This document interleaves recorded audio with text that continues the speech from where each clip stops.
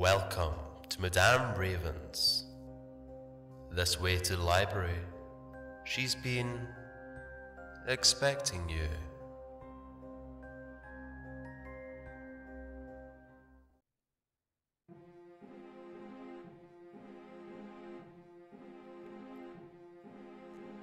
I found the journal of a church pastor from the 1200s. The Pied Piper is real. By Potato on Puberty. The stories we hear as children, the ones that cross ethnic and geographic boundaries, that jump ship and swim to the nearest lands, searching for vivid imagination to survive on, are the ones that stay with us. They scratch and claw and batter their way to the top, reigning unforgettable in some oft-irrelevant corner of our minds. The story of Alice in Wonderland, of Pinocchio and his wooden nose, and of the Pied Piper and his entrancing melodies. But there is truth to absurdity. A single kernel awaiting a jolt of curiosity-fed flames to burst open, to throw away its pale veneer of fiction and bask in the sodden sunlight of reality. And so it was with the story of the Pied Piper of Hamelin, that strange, motley donned figure that traipsed up to the country of plague-stricken Germany and rid an entire village of its rats. When his payment was refused, he lifted his magic flute and played a tune that enchanted the minds of the children of the town and led them to their end. A fitting story that tells of the perils of reneging on a promise. But the Pied Piper was real. It was no man nor friendly magician that brought Hamelin to its knees. And there were no friendly tunes played on flutes past gabled tithe houses and cattle barns. What it was, I can only assume, and I hope that no man tries more than that. What I'm about to tell you is information I only know through happenstance. Studying history at grade school had given me access to the archaeological museum in my city, which just so happened to have a cultural exchange with one of the largest centers of religious conservation in the world, based out of Berlin. An internship there had brought me in touch with the book I'm about to quote to you from, a journal maintained by a man of faith in the Church of St. John's, in what used to be Lower Saxony, in 1284 A.D. It was a moldy, near illegible mess of rot and flaky parchment. The once vivid emerald green linen that covered the pages was now a dirty, withering rag, with a single word sewn into its flowery script. Bungalowsenstrasse, the street without drums. It was this that got my attention, a storybook-like title inscribed into the cover of a church pastor's journal. I decided to make transcriptions of the text, translate it, and look into it further. If there was ever a mistake I had made in academia before, it paled before this one. I will now write down what I read there, skipping over the numerous dronings on virtue, sin, and hope. Father Adam, as he signed the journal, was a true devout, a man of religious passion tempered with what seemed to be innate human understanding. I am only apologetic for what he had to endure. Faith will save many from a lot, but what is faith in the jaws of that which eludes human comprehension and law, that exists notwithstanding every edict of science and religion? There is none that can stand the terror of that which is beyond the realm of mortal comprehension. Father Adam, 12th of June, 1284. St. John and Paul's festival draws ever so close, and the parish is festive.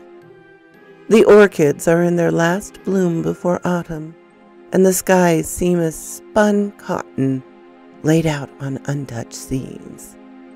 The tithe hold is full to bursting, but the year has been good, and the small folk have enough to live by for the season. Winter will not be kind, but the Lord will watch his flock, and they'll receive his providence as strongly as will the king in his regal robes.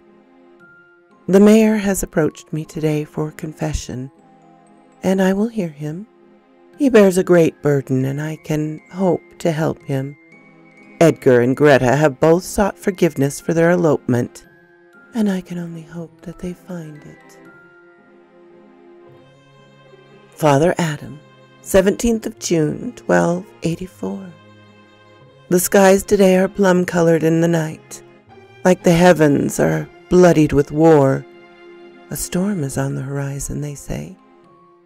By the docks over the lowlands, the peasant children have been playing outside less as the chill wind blows. This is strange so early on in the year. The Gith farm has been completely threshed, and the church waived its cess for the year. The peasants have taken to love their Lord when they are given plenty.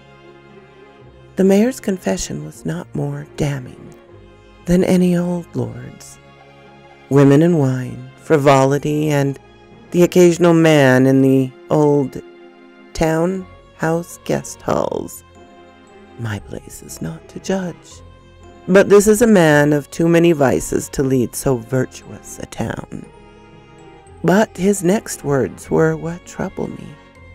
He spoke of a sea of black, coming down from the mountains and onto our houses, washing away the wattle, chipping at the stone mills, tearing the flesh from bone in the living. It was a vision in green, Father, like watching paintings spring to life in polished green stone, striated and striped with darker shades of the same damned strokes. I felt as if I was standing before it, and its light was darkness, and its shadow was light, and nothing was as it should be. But all through this, that damned sea ate and ate, and there was nothing there but the bones of children and the wood of churlish little houses, standing like naked skeletons in the dark. He had turned to me, opened the booth door, and sprang out. When I came out of mine, he looked frightened. This is the dream of an overworked mind, son, not a vision of heaven or hell. There is nothing you need to think at length about. The mayor scuttled off after this, and my thoughts since then have been beset with unrest. Father Adam, 27th of June, 1284. The storm seemed to have let up after almost 2 weeks. There's still rain and thunder rings from the ashen skies in the west, but it seems to be lessening. The Lady Bowden came down from the keep to see us today. She did not want to give confession, but paid generously into our coffers. Instead, she asked me for advice with one of her dreams. When she told me of it, I admit having to grasp at my hands to stop them suddenly shaking. It bore a venomous resemblance to the mayor's unholy vision. I dreamt of being consumed in a shadow, Father, of being eaten whole from the toes up. There was but grief and despair throughout the land, and a writhing, squirming mass of whatever it was that feasted on our flesh and ate of our crops and turned the very soul thick and viscous and green, and a cursed veneer that clung to the shadows like wet silk on the wrist. I told her of the Lord, and that it may have been a vivid imagination roused after stories of war and famine in the heartland. She did not seem satisfied, but bid her farewells and left, her carriage rattling across the rain, lightly framing it by the gray sky. Father Adam, 13th of July, 1284. The rain has not let up. I have asked for records of the hall scribes for decades before and looked through them. No year has seen almost a month of rain in the last half-century. Hamlin has prospered on the backs of its farms, and the fields are beaten down and overrun, nary able to grow more than a tenth of the wheat they were able to. No one is starving yet, and the tithe vault has yet to be open, but I pray that it stays that way. Heinrich the blacksmith has asked to be baptized again.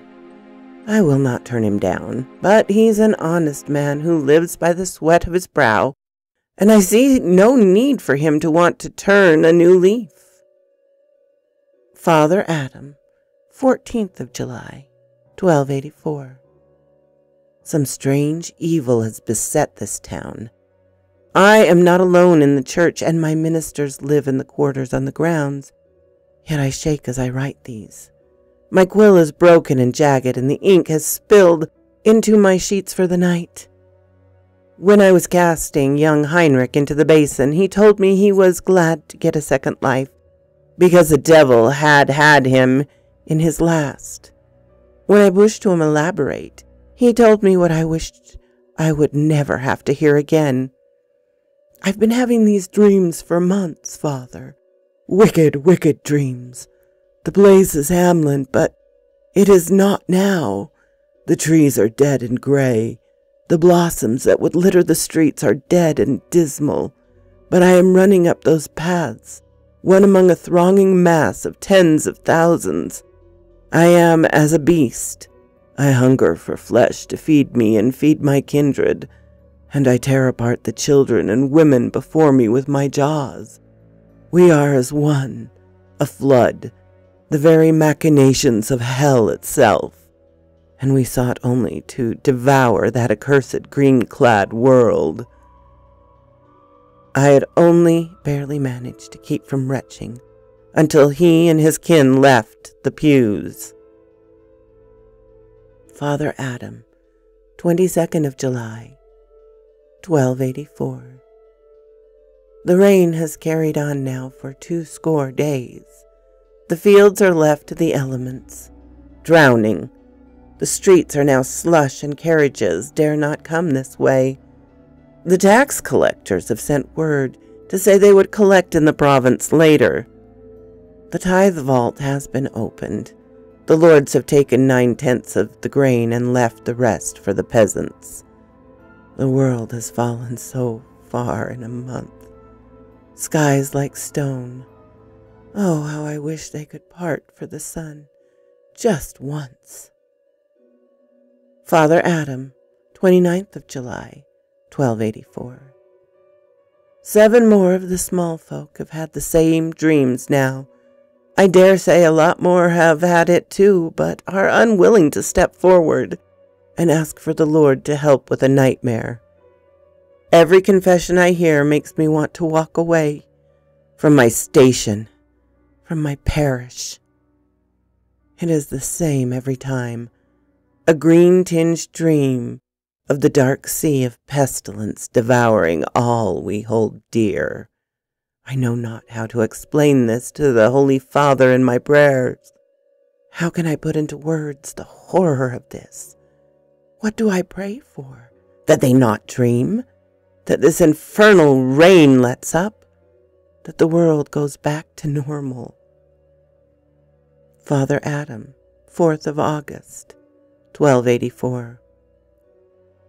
Heinrich turned up at the church at midnight. He was in a daze, eyes glazed over like the pierced doe in a royal hunt. He knocked thrice, and when my ministers opened the door, he walked in and climbed the crucifix, soiling the collections with his bare feet. On the stained glass window near the ceiling he kept a single piece of green stone shaped into something.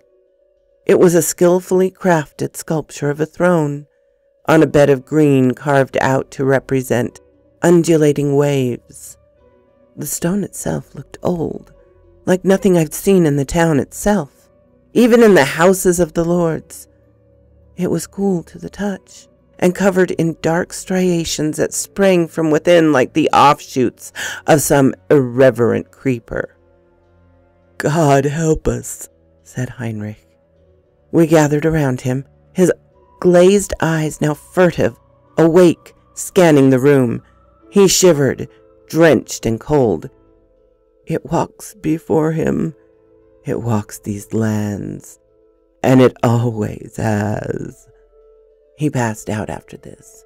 The town physic was awakened and carted to him through the slush and sludge, but medicine could not return to him what was lost. There was no reason or rationale in him anywhere. They were gone as straw men in a storm. Father Adam, 9th of August, 1284. The villagers now know of the shared dreams. I do not know who chose to speak of it first, but it has spread like wildfire across the town. The mayor himself has convened a meeting of the people, and counsel has been sought from the church. The baron has not been alerted yet, but it was only a matter of time. The town hall was a surus of whispers, reflective and pensive, bound by the minds of men and the marbled walls. One by one the small folk told of their dreams, and the mood in the room grew more and more terse. Green worlds, throngs of devilish creatures, a sea that swallowed you and left clanging bones in its frenzied wake. 20 people talked, then 50, then 100. By sundown, 224 people had confessed to having the same dream, while outside the rain pattered against the gables and dripped past the red roof tiles. I could see the mayor's hands shaking as he discussed with his aides. He called me into the circle and asked me about what I thought. "Is this devilry, Father? Are we lost from the gates of heaven and left on this earth to be tortured in fitful sleep and waking nightmares?" I shook my head. There are God-fearing men here, men with wives and family that have never raised a weapon in war or a voice in violence. They are penitent, and there is no more sin in them than in me. I can abide no thought of the demonry of hell afflicting my parish. And I couldn't. What this was, this unholy weather, these accursed dreams, were something else, some woeful creation that man was never meant to truly comprehend. Father Adam, 12th of August. Everyone has had the dream but me. Everyone. My ministers, the tailors, farmers, tax collectors. All save me. I have now had to pretend twice that I too have dreamed of the same. I have lied in the house of the Lord, and I know not else what I could have done. Perhaps I am the source of all this. Perhaps I have displeased him, and this is my punishment, the suffering of my flock. I do not understand it. I wish to get away from here, from the rain and these cursed nightmares. Food has run out almost completely, and bread and water are all that remains. The cattle have been butchered, for they cannot be fed any longer, and the lords have kept the meat for themselves. I've seen 2 men die of starvation to make sure their families could see the end of the month. At night, if you listen past the din of the downpour, you can hear the cries of 100 hungry children. Father Adam, 9th of August. 40 people have died, mostly men, their wives and children left in the sludge and the muck of the incessant rain. They died from the cold and the wet, and the hunger that bites at my bones harder than the cold winds when flowing into my robes. The bread is gone, The dreams have only gotten worse in everyone, and people are frightened to sleep. They are haggard, bedraggled, all in the span of a few months. Several attempts have been made to reach the nearby villages. The mayor sent one of his aides himself with a letter to the baron begging for aid, but it never reached him. The aide came back a few hours later, confused and hysterical, talking about how he had walked away from the town for half a day only to find himself suddenly back in its limits like he had never left. The rain made everything beyond the town gates nigh invisible, like shadows behind a thick sheet of silk. I pray now for a quick end to his servant who has looked over his flock for ever so long. Father Adam, 17th of August. Oh, woe is us! He lies in his palace of green, his servants 7, unknown, untold, unfound, unheeded, untamed. Yaskar! Yaskar comes, he heralds the king, he heralds the king! The Pantheon rises! Father Adam, 18th of August. My mind is no longer my own. What I wrote last day was not of my making, and I cannot recall it. I fear this is our undoing. I tried running into the woods today, but almost after a half an hour I found myself on the church's front porch again. This is witchery that will have us all. I have no family, and none to share these last moments with. I am alone, as the lone bird in the winter skies. Old man Gerb by the barn has died today, after speaking the terrors of his newest dream. He comes, he is coming, he who lays the way, and he whom he serves. The Malachite quakes and rises, and the tide shall wash man from the earth, as we would kill fish on the sea-shredded rock. Something is coming. The skies are darker in the east, almost as night. The wind blowing from within. There are fell, evil. I can smell it. Father Adam, 29th of August. What I might write down here, I write only in the hope that the future knows what happened. I know not if this will ever be read, but I can only hope. For the sum total of the learning of man cannot spawn enough comprehension for what passes in Hamlin, and what will come to pass. The stars in the sky may one day be charted, the sea conquered, and the minds of men enlightened, yet nothing will grasp what we saw. Last night, well after moonrise, the rain stopped. It did not dissipate or slow down, it stopped. The way you might stop the river with an embankment built high and wide, suddenly and out of thin air.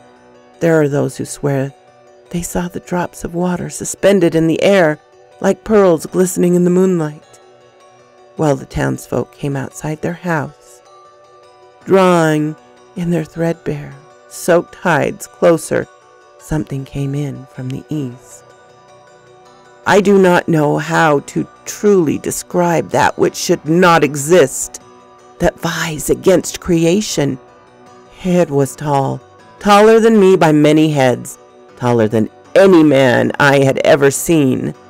There was no skin to be seen, only dark shadow across its body, as if shrouded in some ever-moving, ever-shifting cloak. I could not see its legs nor its face if it had one. On its back I could see what seemed like a horn, carved from green stone that sparkled in the night. It glided across the wet mud like varnish on wooden pallets. In the distance I could hear deep, rumbling drums, like thunder striking the hearts of the old mountain. Every single onlooker stood in silence, either frozen with fear or rapt with curiosity. It moved slowly, deliberately until it reached me. Then it stooped over me, a shadow thrice my size, blotting out the moon. The world was deadly still, and I closed my eyes for what felt like an eternity. When I opened them again, it had moved past me. The whole town seemed to be in a daze, the whites of their eyes bulging out of their sockets, mouths open, the same as Heinrich on that fateful night. My terror had finally taken the better of my reason, and I knelt and threw up, and cried in my own sick until the rain splashed down again and washed it away. I came to my senses with the mayor slapping me awake. The whole town, all the adults it seems, were there. They pulled me to my feet, and I saw that they were in tears, stricken with fear and grief. "What happened? What did you see?" I cried. "He showed us what is to happen. The herald showed us the way is yet to come. We stand at its very center." "The center of what? What do you speak of?" I was crying again, my mind adrift with thoughts of hell and heaven and things of neither domain. The mayor's voice grew deep and quieter. "He is almost upon the land. The accursed king. The herald told us that the world would run amok, overburdened by a sea of devils and degradation that would kill us all. None would stay alive. Not a single Saxon soul would stay alive." "Vardiathahet! The accursed king! The accursed king!" screamed one of the villagers, and he knelt down and spread the wet mutt on his face and neck. "He will be the end of us all, unless... The mayor completed his delirious words with a desperate plea in his eyes. "Unless we pay his tribute."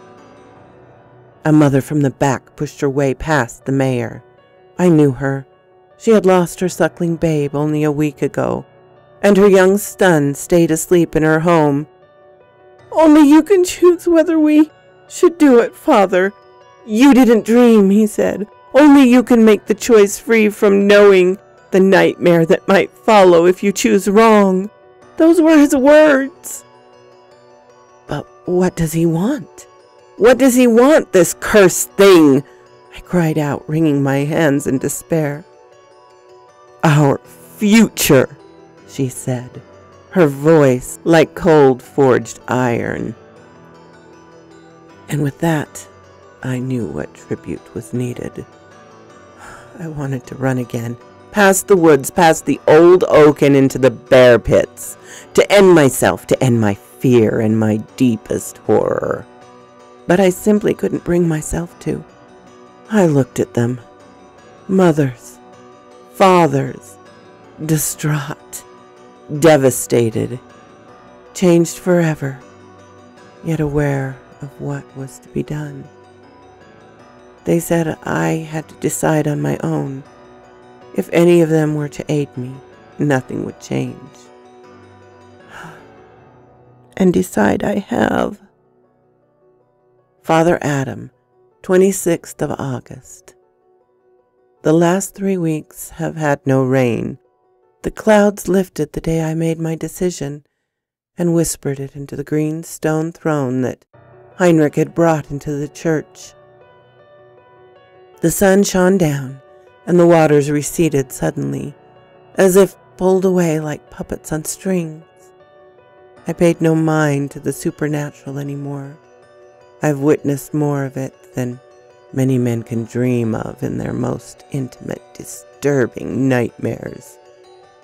Today is St. John and Paul's Day, one of the happiest days of the year, marked off by many months before it rolled around. The church's stained glass window would have been adorned with decorations. It was a day of celebration. There was none to be seen now. Only mothers crying, only fathers stifling their tears, only the ending of 100 bonds over the command of something that creation had little say over. Only the wailing of those who would lose the last iota of light that kept them alive through months of absolute, unutterable despair. As the promised hour came to a close, I heard drums beating in the east.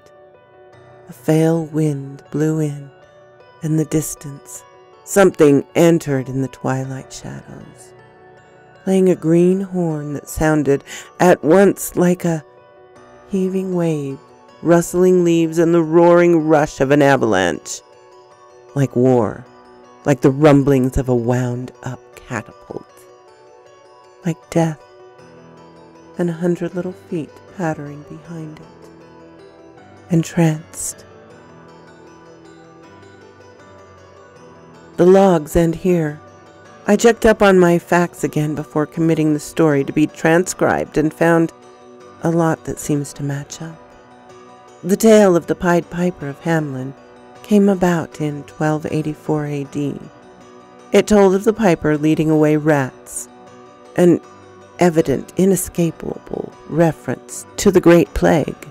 But what has always been considered odd in the European folklore community is that the Black Death didn't start until almost 50 years later, in 1328.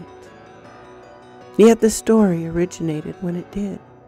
In fact, there was even a stained-glass window in the erstwhile town church of Hamelin depicting the events of the story, none of which would have been possible if the plague had not even started yet. However, after reading the father's journal, I believe I may have an answer. You see, the story of the piper ends with a very specific little detail. It says that there were 2 children who were saved because they could not follow him like the other children did. One little girl who was deaf and could not hear the music. The other was a boy with a deformed leg who could not keep up with the group. The piper never did get all the children like he wanted to, and maybe because of that, what should have happened instead only became a temporary reprieve.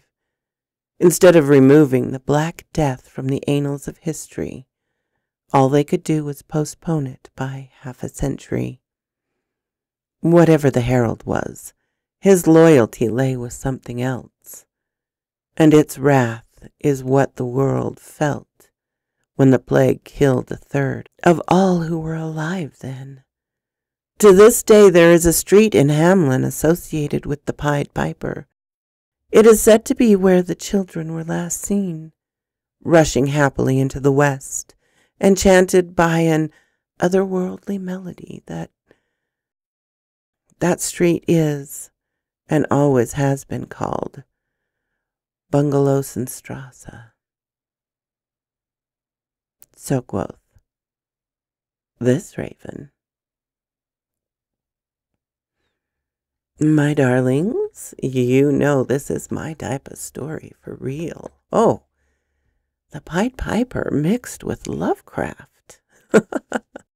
It is a wonderful story. I hope you enjoyed it. My thanks to the author for allowing me to share it with you. And thank you so much for coming to listen. I still can't believe you guys want to listen to me tell stories.